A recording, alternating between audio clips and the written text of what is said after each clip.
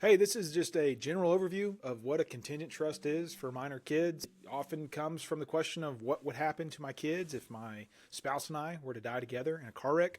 A very grim thought, but I'm sure that you as parents have thought about this before. And so this is just kind of an overview of what we recommend in a Texas family will. Texas family will includes this contingent trust, contingent, of course, on this doomsday scenario of you and your spouse dying together. So a trust is essentially set up. We can't give property to kids, right? When they're children, we can't just hand over the keys to the house, or we can't hand over our bank account. Life insurance proceeds are huge. So if you have a life insurance policy, it pays out. It's going to be there for the benefit of the kids. But if you don't have a plan in place, so in other words, if you and your spouse die and you have nothing in writing, then it's just utter chaos. It is heartbreaking to see. There's a lot of fights that can occur.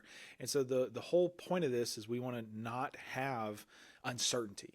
So a trust is set up so that all your property, again, whether the house, the bank account, life insurance proceeds, a car, your personal belongings, the idea here would be that this is sold out of your estate. A person named the executor would be appointed. That's this person over here.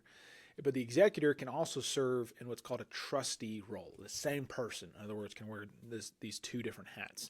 And so all this money would basically be given over to the trustee, but it's not like the trustee owns the money then. Really, the proceeds go into this bucket down here for the trustee to manage on behalf of your kiddos.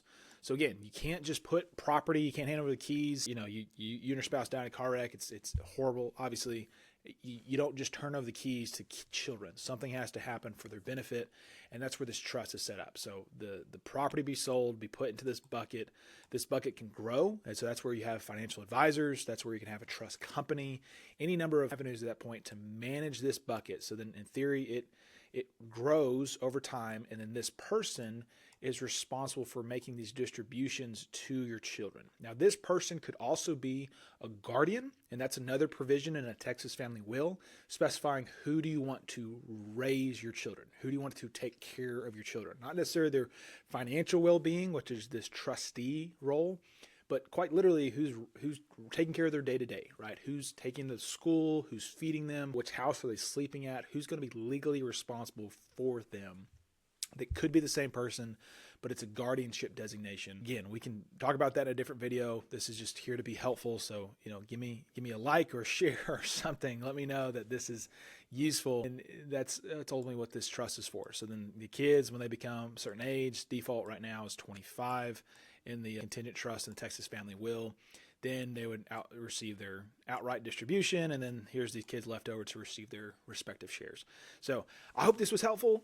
If it is, please share it with people that you think would also be helpful for. Again, I think there's a lot of confusion and misinformation, and people think, well, I don't have any money, I don't have any property, so what's the big deal? Chaos is the big deal. Get a plan in place. I think a Texas family plan could be really, really good for your family. There's more information below that you can click to and see if this is right for you.